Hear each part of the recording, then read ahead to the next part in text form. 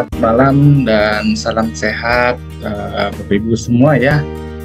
Pada sesi hari ini kita akan membahas terkait dengan peran broadcast message untuk membangun daya tarik calon customer.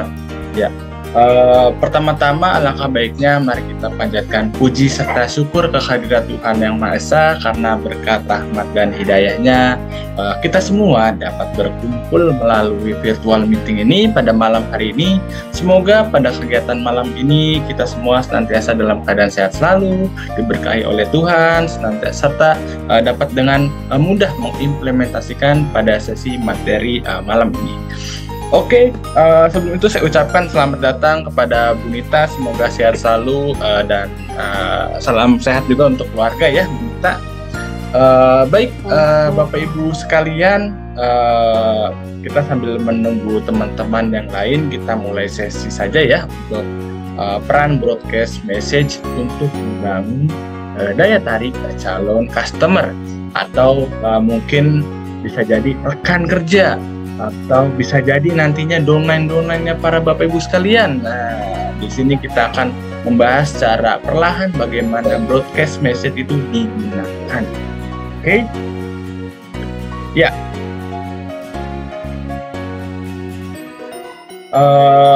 Di sini ada Bu Nita dan Ibu Dwi ya. Selamat malam Bu Dwi dan selamat datang. Oke. Saya ingin tanya nih kepada Bapak Ibu sekalian yang hadir, tadi ada Bu Atina dan ada Pak Jamun, mungkin saat ini sedang makan dulu kali ya. Nah, saya mau nanya nih, pesan apa sih yang biasa Bapak Ibu kirim ke grup? Nah, ada yang sharing-sharing kah? Biasanya kalau ngirim ke grup itu pesan-pesannya sekitar apa aja ya?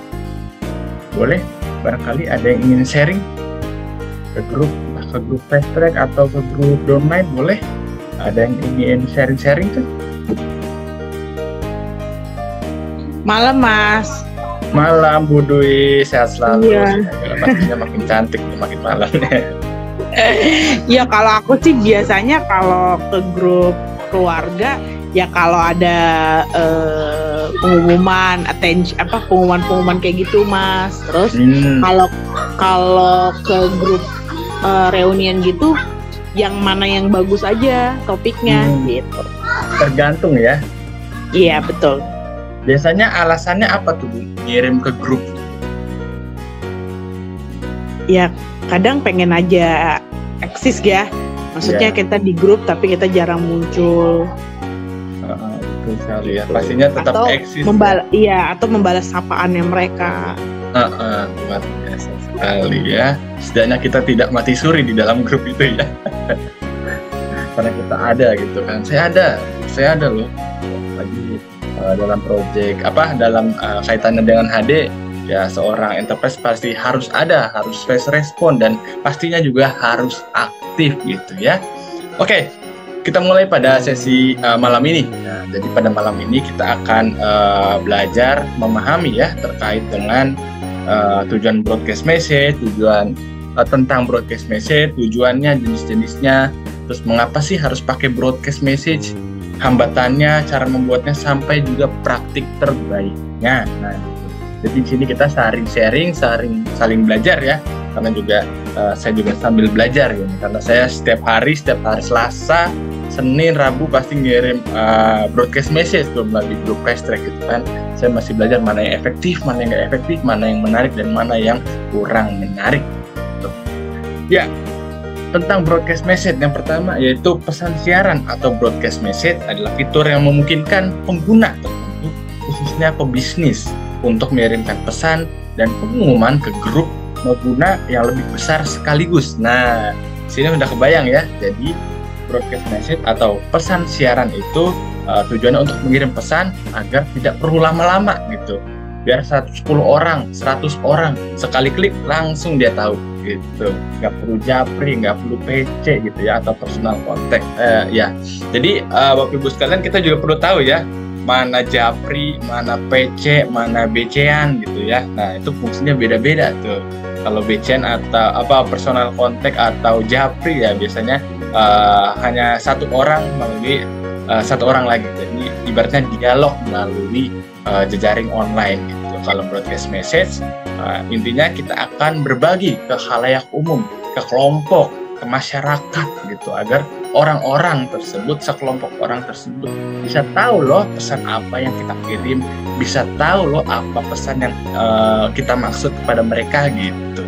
Dengan satu klik orang lain setidaknya bisa mengetahui, walaupun ada yang paham, ada juga yang belum paham. Kemudian juga pemilik bisnis atau pengirim bisa memilih langsung siapa yang akan menjadi penerimanya dari daftar kontak. Nah, seperti tadi yang Bu Dwi sharing ya, kita ngirim ke grup alumni atau ke grup downline. Nah, pasti ada alasan ya kan, kenapa sih kita ngirim misalkan promo ke grup downline gitu, atau promo ke grup alumni. Nah, pasti ada alasannya gitu kan. Alasannya pasti juga relevan dan berhubungan. Barangkali mereka mau, barangkali mereka minat gitu, barangkali ada informasi keluarga dan sejenisnya, lowongan kerja dan sejenisnya gitu ya. Jadi dalam mengirim broadcast message juga pasti ada alasannya yang relevan, yang berhubungan kenapa kita mau ngirim ke grup tersebut. Tetapi emang iya hanya ke grup saja? Nah, di sini kita perlu tahu ya, broadcast message itu seperti apa sih? Nah, terkait dengan tentang broadcast message ada 4 ya. Jadi untuk memberitahu konsumen tentang produk, acara, peluncuran produk baru gitu kan, diskon dan pembukaan toko baru. Jadi intinya adalah broadcast message itu bertujuan mengirimkan pesan kepada kepada sekelompok orang, masyarakat umum, agar mereka tahu nih produknya, acaranya, webinarnya yang sekiranya orang banyak itu perlu tahu gitu.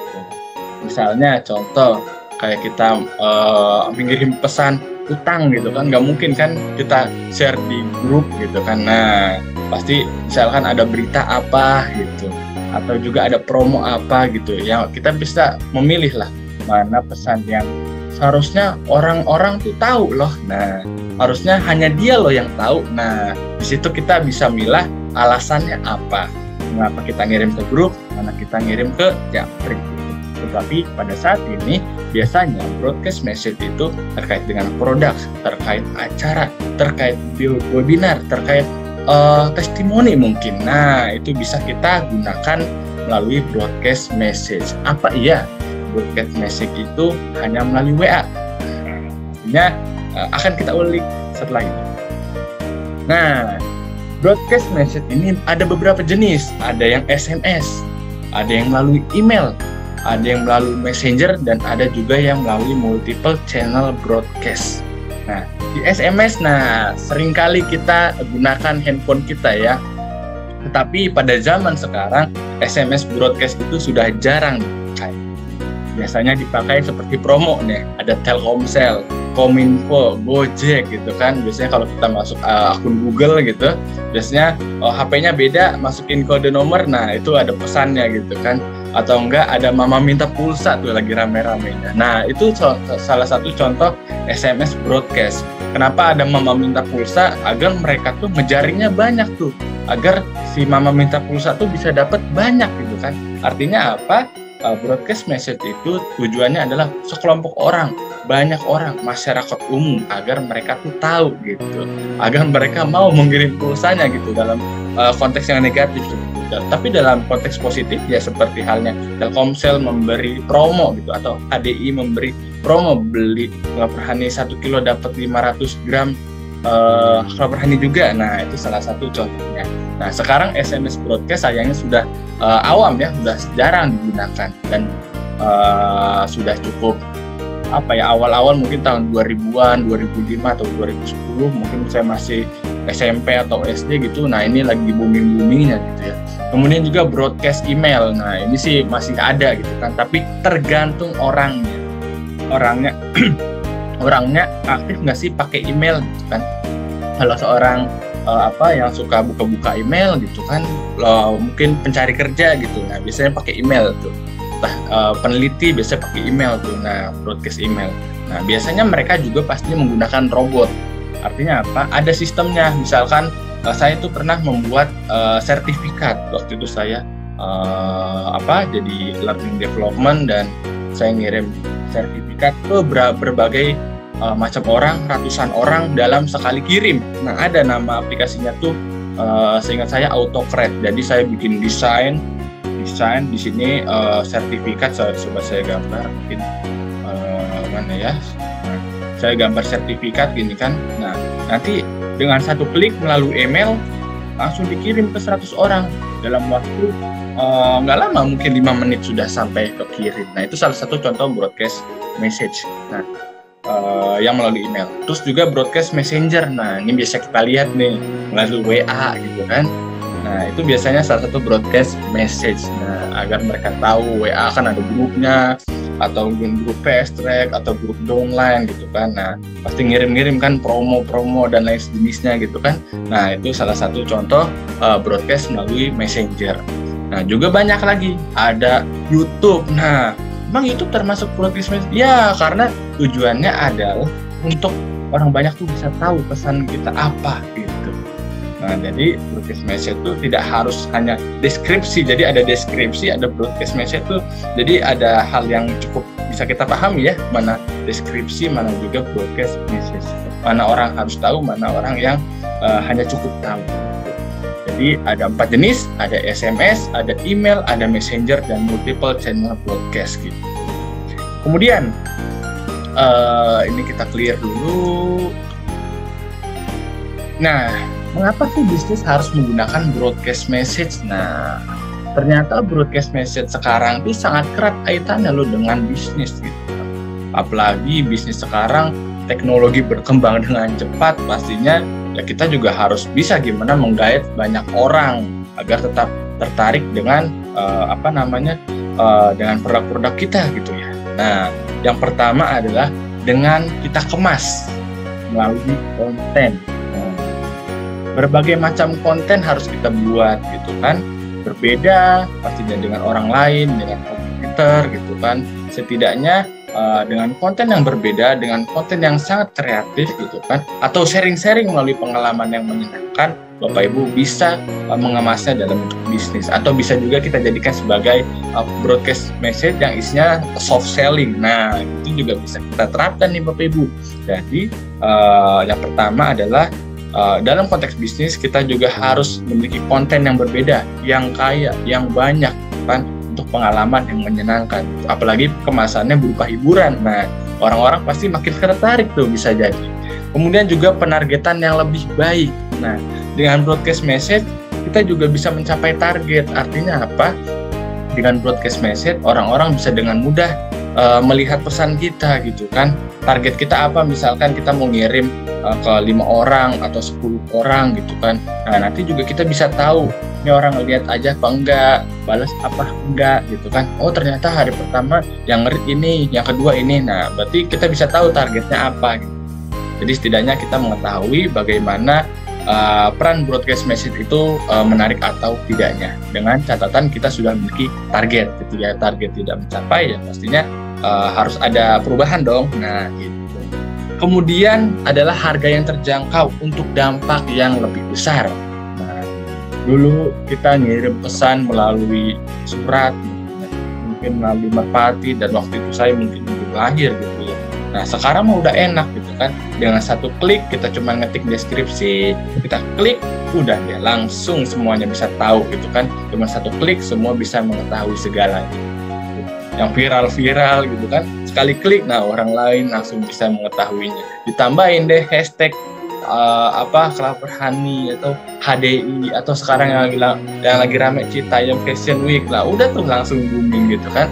Jadi mengapa broadcast message penting juga dalam bisnis gitu kan? Pastinya juga harganya terjangkau dan dampaknya juga bisa lebih besar gitu kan. Mengapa harganya? Ya tergantung masing-masing kalau harga ya. Biasanya kalau saya YP 150.000 per bulan, tapi menyesuaikan dengan konteksnya. Tapi yang jelas dengan ini kita bisa lebih mudah, harganya juga terjangkau, dan dampaknya juga bisa jadi lebih besar. Jadi kita sudah kebayang ya, apa sih broadcast message itu sangat erat kaitannya dengan bisnis gitu kan. Nah, karena tujuan kita bagaimana caranya kita menjaring berbagai macam orang, bisa dijadikan sebagai customer, bisa dijadikan sebagai rekan bisnis, enterprise gitu kan. Nah, awal mulanya pasti dengan broadcast message, atau sebelum broadcast message mungkin dialog WA gitu kan, by WA Japri gitu kan. Akhirnya dia masuk grup, banyak pesan-pesan masuk, akhirnya ya mereka bisa saling sharing gitu. Kemudian udah ice breaking, tak terasa ya, baru berapa kali ice breaking. Oke, kita mulai lanjut dulu sambil cek ombak kali ya. Ice breaking pada malam hari ini boleh Bu Nita, Bu Heni, halo. Bu Nita, Bu Heni. Halo, Mas Yodi. Halo. Halo ya Bu Heni, Bu Nita. Iya. Tadi ada Bu Dini, ada Bu Felipnya belum lihat. Oke. Nah, Bapak Ibu, saya mau tanya nih sebelum kita masuk ke sesi selanjutnya ya. Saya ingin tanya nih, kita main game, oke? Agar refreshing, agar kita memahami broadcast message ini. Harus fresh dulu otaknya. Jadi clue-nya adalah serupa tapi tak sama. Nah, apa Bapak Ibu? Clue-nya apa? Ada yang bisa ulang? Serupa tapi tak sama. Ya betul, serupa tapi tak sama. Ice breaking. Masih bindeng-bindeng nih suaranya masih. Waduh, semoga sehat selalu ya Ibu. Sudah apa? Coba minum Prolis kah? Prolis. Sudah Prolis, Polinergi. Oh iya, semoga sehat selalu ya Bu. Memang keluarga atau teman-teman saya juga ada yang sedang kurang sehat dan mungkin karena pengaruh cuaca ya. Semoga sehat selalu ya Ibu dan keluarga, Bu Nita juga. Oke. Bapak Ibu, jadi clue-nya adalah serupa tapi tak sama. Nah, jadi di sini saya punya teman nih Bapak Ibu, namanya Rosi dan Rosa. Jadi teman saya ada dua, ada Rosi dan Rosa. Dia ini kembar, tapi pastinya berbeda dong. Jadi si Rosi ini ke Bogor, tapi si Rosi ini pergi ke Bogor nih Bapak Ibu. Si Rosa pergi ke Cianjur. Nah, jadi si Rosi pergi ke Bogor dan si Rosa pergi ke Cianjur, gitu kan. Nah, selanjutnya dia ini lapar berdua. Si Rosi makan karedok, si Rosa makan gado-gado. Nah, kebayang ya. Jadi si Rosi dia pergi ke Bogor, si Rosa ke Cianjur. Nah, keduanya lapar nih. Si Rosi makan karedok, si Rosa makan gado-gado. Nah, setelah dia makan gitu kan, akhirnya dia tidur. Nah, setelah dia tidur, akhirnya pasti kan mukanya udah mulai agak berantakan gitu ya. Nah, akhirnya dia cuci muka tuh. Nah, si Rosi itu pakai V-line. Nah, kemudian Rosa itu pakai V-line. Jadi Bapak Ibu, kira-kira Rosi dan Rosa selanjutnya ngapain ya? Ada yang ingin kita sharing? Boleh?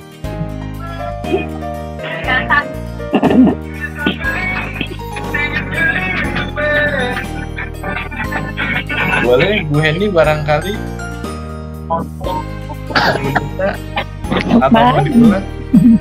atau mau diulang? Saya ulang ya. Jadi saya punya teman kembar namanya Rosi dan Rosa. Si Rosi pergi ke Bogor, si Rosa ke Cianjur. Si Rosi dan Rosa tuh lapar.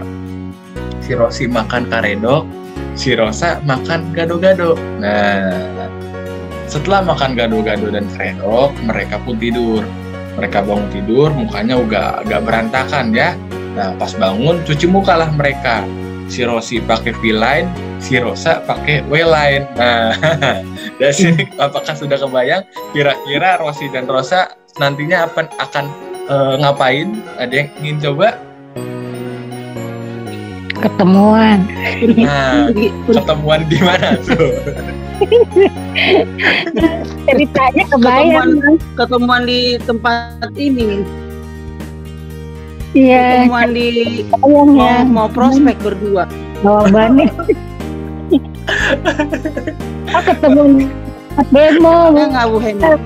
Junita, dia mau demo prospek. Iya, ketemu tempat demo mau prospek. Iya. Prospek ya. Sayangnya kurang tepat nih boneka nih. Boleh kembali lagi ke clue-nya ya, jangan sampai lupa ya, jangan sampai lupa clue-nya. Serupa tapi tak sama. Nah, serupa tapi tak sama. Oke? Jangan sampai lupa nih clue-nya.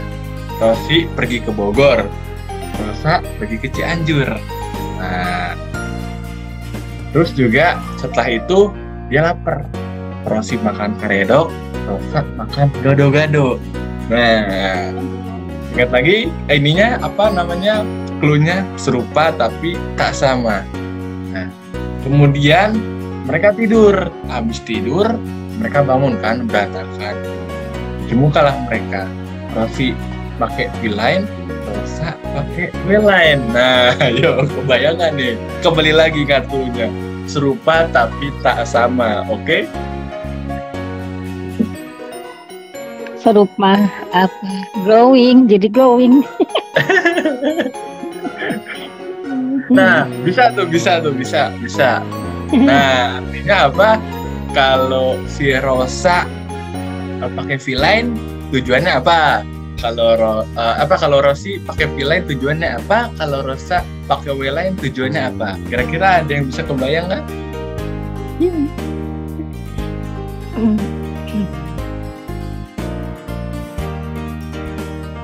Kebayang kira-kira Bapak Ibu? Bu ini Bu Dita, kita Kayaknya kebayang, cuman jawabannya nggak kebayang, Mas Yoris. Oke, kita kembali lagi ya ke clue-nya. Serupa tapi tak sama. Serupa tapi tak sama. Pertanyaannya si Rosi sama Rosa abis itu ngapain? Ada yang kebayang? Apa sudah nyerah kah Bu Nita, Bu Heni? Nyerah, pas. Saya pas ya, oke. Jadi Serupa tapi tak sama ya kan Mas Ulis? ya, Nah, tapi mereka punya sifat dan karakter itu berbeda, ya, ya kan? Ya kan? Kan tadi si itu makan karedok, si itu makan itu. Jadi mereka sebenarnya serupa tapi tak sama, tapi mereka punya karakter tuh berbeda, sifat berbeda kali ya. ya. Ya, itu kan karena yang satu di Bogor, satu di Cianjur. Makanya pikir kan setelah cuci muka ketemuan ya, Bu Yurita. Prospek gitu ya Bu ya. Sama aku kan. Temuan cari klien. Sebenarnya yang pertama bener dong Mas Yoris. Bu Dita dikit lagi loh itu tadi. Soal keredok dan gado-gado. Udah kebayang sebenarnya. Karedok, gado-gado. Apa ya? Mereka sama-sama terbuat dari Kacang. Kacang. Ayo, lanjutannya apa tuh setelah dia pakai V-line dan W-line? Abis makan, abis cuci muka. Lain kan untuk apa? Kulit kering. Ya. Ini normal. Nah, jadi Sama-sama glowing.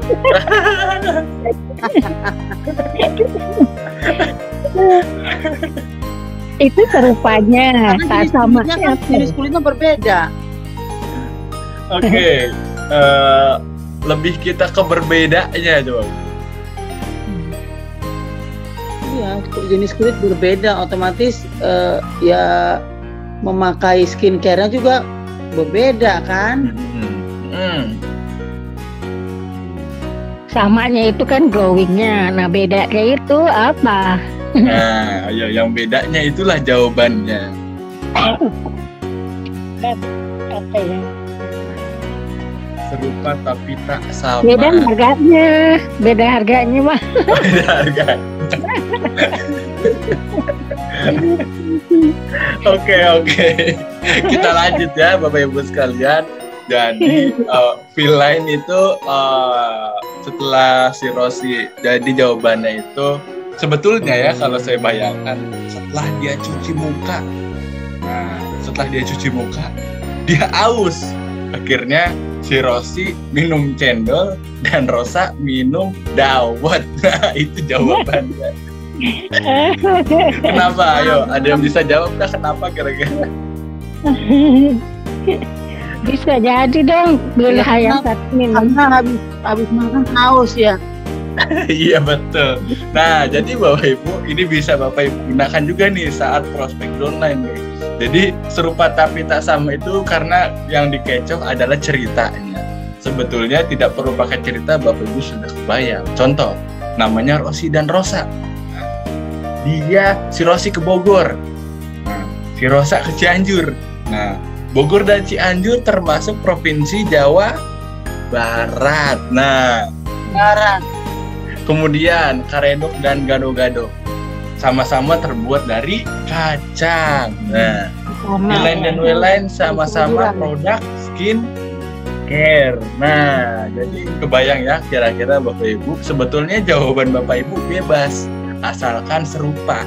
Nah, contoh misalkan lainnya, Bapak Ibu suka opor. Nah, satunya suka rendang. Nah, sama-sama dari kelapa gitu. Jadi kebayang ya Bapak Ibu ya. Serupa tapi tak sama. Nggak mikir, dia belum minum ya Mas. Oke. Benar-benar akan menguras otak deh sedikitnya.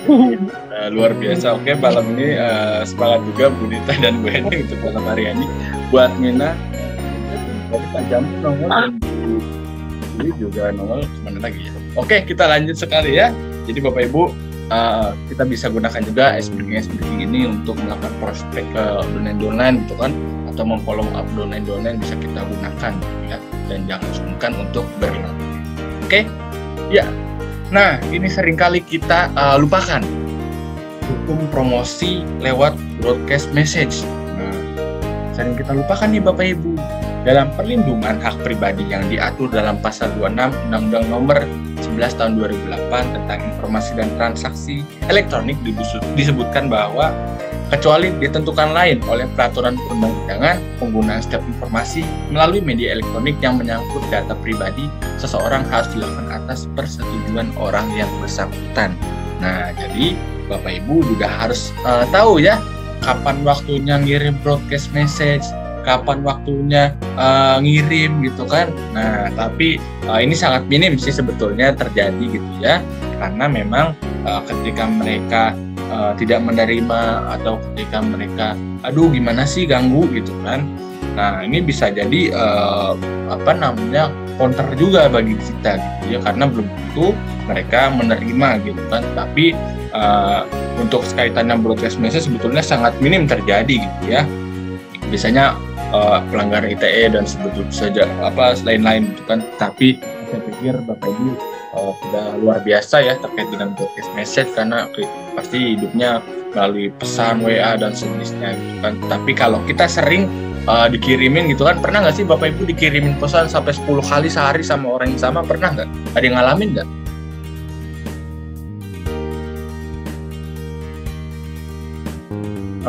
Bu Nita barangkali pernah nggak Bu dikirimin pesan sampai banyak banget, padahal orangnya itu juga? Belum pernah ya? Belum pernah ya. Bu Henny barangkali pernah? Belum Mas, sampai banyak sih, paling 3 kali. Nah, seringkali sekarang juga lagi masif nih Bapak Ibu yang orang suka minta sumbangan gitu ya, ngirim gitu kan, padahal kita suka mikir gitu, lah kok dia punya kontak WA saya ya, nah kok bisa ya gitu kan. Apalagi kita sebagai yang punya privasi juga ada beberapa orang yang merasa terganggu gitu ya, kok bisa gitu ya. Nah, bisa jadi itu dianggap spam gitu kan, atau ibaratnya aduh gimana sih mengganggu sih gitu kan. Nah, itulah hal-hal yang harus kita hindari untuk membuat atau mengirim sebuah broadcast message gitu. Nah, jadi Bapak Ibu kayak itu ya Mas, kayak di Shopee gitu suka nongol gitu ya, itu kayak gitu ya? Kalau Shopee biasanya itu tergantung Bu. Kalau Ibu ada kiriman pesan Shopee biasanya itu ada pengaturannya, biasanya Ibu lupa. Kalau Shopee biasanya dia ngirim, apakah Anda bersedia dikirimkan pesan secara berkala. Nah, biasanya ada tombol checklist, ada tombol silang. Nah, kalau tombol silang berarti Bapak Ibu menolak untuk dikirimkan pesan gitu. Jadi Ada pengaturannya biasa. Kadang tiba-tiba di atas HP suka nongol gitu promo belanja gitu, tawaran Nah, belanja. iya. Itu betul, Bu. Itu salah satu contoh broadcast message gitu kan. Tapi kalau kita dikirimin banyak gitu kan, agak risih gak sih? Iya. Iya. Nah, itu mengganggu kan. Nah, itu salah satu contoh yang kita sebagai enterprise gitu kan, sebagai achievement nanti mungkin kita semua bisa jadi diamond gitu kan. Nah, jadi pastinya melalui pesan-pesan tersebut kita harus menjaga etika gitu kan, jangan sampai spam gitu kan. Nah, harus kita ketahui juga nih Bapak Ibu. Tadi betul yang dikata Bu Heni gitu kan, ada yang dari Shopee, ada itu. Betul sekali itu. Tapi biasanya ada pengaturannya. Kalau betul-betul merugikan bagi kita, ya itu wajib juga kita laporkan, kan tidak boleh gitu. Nah, karena apa ya, betul-betul mengganggu gitu ya. Tapi kalau pesannya sangat berarti gitu kan, oh ini kalian perlu loh, oh ini kalian perlu gitu kan. Tapi kembali lagi, perlu apa enggak gitu, butuh apa enggak gitu. Selama kita memahami rambu-rambunya, pasti kita bisa menyampaikan pesan dengan baik gitu, Bapak Ibu. Nah, biasanya kalau melalui grup gitu kan, pasti sering tuh, bisa 1-2 kali gitu kan, 4 kali gitu kan. Nah, asalkan dia tempatnya gitu, itu tidak masalah sebenarnya. Kalau tidak di tempatnya ya sangat luar biasa ya, sangat dampak negatif atau mengganggu bagi kita gitu. Karena memang banyak sekali orang yang suka ikut webinar gitu kan, udah kelar langsung leave dari grup karena takut ada pesan yang tiba-tiba banyak masuk gitu. Kemudian dilansir dari Malwarebytes, itu merupakan komunikasi digital yang enggak diinginkan atau enggak diminta yang dikirim dalam jumlah besar. Nah, ini namanya spam nih Bapak Ibu. Bapak Ibu dalam broadcast message itu harus tahu juga yang namanya spam. Spam itu adalah pesan yang dikirim kepada, misalkan saya kirim pesan ke Bunita gitu. Nah, sebetulnya Bunita tuh nggak pengen dan nggak minta dikirim, apalagi jumlahnya banyak banget gitu kan. Nah, akhirnya kan risih. Nah, itu namanya spam, gitu. Mengganggu pesan mengganggu kita sebagai ya sesama pengguna media sosial gitu ya. Nah, spam. Jadi kita harus mengenal spam gitu. Kapan kita ngirim, kapan kita nggak ngirim gitu. Oke, nah cara mencegahnya seperti apa sih Bapak Ibu? Nah, yang pertama, jangan mengirim email marketing secara berlebihan ke konsumen. Nah, jadi Bapak Ibu, kita juga harus bisa membuat jadwal ngirim. Misalkan saya mengirim broadcast gitu kan, atau enggak motivasi biasanya setiap jam 9 atau setengah 10 saya ngirim, atau enggak setiap sore, Selasa sore saya ngirim ke grup gitu kan, ayo waktunya kegiatan mentoring jangan sampai lupa ya. Nah, kan kalau kita ngirim, misalkan saya ngirim pesan ke grup mentoring fast track kan, ayo kirim jam 8, saya ngirim jam 8, terus saya ngirim lagi jam 9, saya ngirim lagi jam 10, jam 11, jam 12 dan seterusnya, pasti orang-orang bosen kan. Nah, tetapi kalau kita jadwalkan malah menjadi daya tarik sendiri nih Bapak Ibu. Contohnya apa? Misalkan bisa jadi misalkan saya bisa ngirim jam 9 pagi TED gitu ya, saya ngirim video motivasi jam 9 TED dari hari Senin sampai hari Jumat gitu kan, karena memang sudah jadwalnya. Bisa saya ngirim sehari misalkan 1 kali lah atau 2 kali kirim. Nah, pasti nanti kita udah orang-orang yang suka ngelihat bakal tuh, wah nanti jam 9 pasti ada ini, wah pasti jam 9 ada ini, wah pasti jam 9 ada ini nih. Nah, gitu kan. Tetapi pas kita nggak ngirim, misalnya 1 hari itu bisa jadi, lah kok nggak ngirim, ada apa nih gitu kan. Nah, itu salah satu mengingat orang lain jadwal-jadwal kita nih dalam mengirim broadcast message gitu kan. Jadi ada yang sifatnya mengganggu, ada yang sifatnya juga orang lain mengingat gitu jadwal kita sendiri, padahal kita nggak ngasih tahu jadwal kita gitu. Nah, kayak gitu contohnya Bapak Ibu. Jadi jangan mengirim email marketing secara berlebihan ke konsumen. Cukup kita berikan jadwal ataupun betul-betul mereka urgent gitu kan. Tetapi kembali lagi pesannya mereka butuh atau tidak kembali kepada mereka gitu. Asalkan jangan sampai kita mengganggu privasi mereka. Kemudian adalah buatlah konten promosi yang asli dan tidak plagiat gitu ya. Waktu itu kita sempat belajar terkait dengan berpikir kreatif dan inovatif gitu. Dan salah satu contohnya adalah ATM. amati, tiru, dan modifikasi. Jadi Bapak Ibu dalam membuat konten itu tidak harus benar-benar baru gitu kan. Setidaknya plagiat mungkin yang dimaksud tidak contoh plagiat itu betul-betul mengambil secara utuh gitu, tapi tidak memodifikasinya. Makanya Bapak Ibu dalam membuat konten jangan sampai lupa dimodifikasi gitu kan. Misalnya bikin konten misalnya Bu Adminah masak masak bikin pepes gitu kan. Nah, misalnya nanti caranya seperti apa dibedain. Tapi sebetulnya kalau masak pepes mah sama aja, cuman tempatnya atau latarnya aja berbeda dan cara ngomongnya juga pasti berbeda. Nah, kayak gitu contohnya. Jadi dalam membuat membuat promosi melalui broadcast message jangan sampai lupa bacaannya, kontennya juga jangan sampai betul-betul sama. Kita ubah dengan gaya kita sendiri. Kemudian juga kamu bisa minta pengunjung website untuk login terlebih dahulu sebelum komentar gitu kan. Sebetulnya ini biasanya digunakan di website gitu ya. Tapi dalam konteks kita biasanya biasanya kalau pakai WhatsApp bisnis gitu ya. Nah, bisa lebih intern gitu. Kita juga bisa membedakannya gitu, mana pesannya, mana juga yang bukan pesan.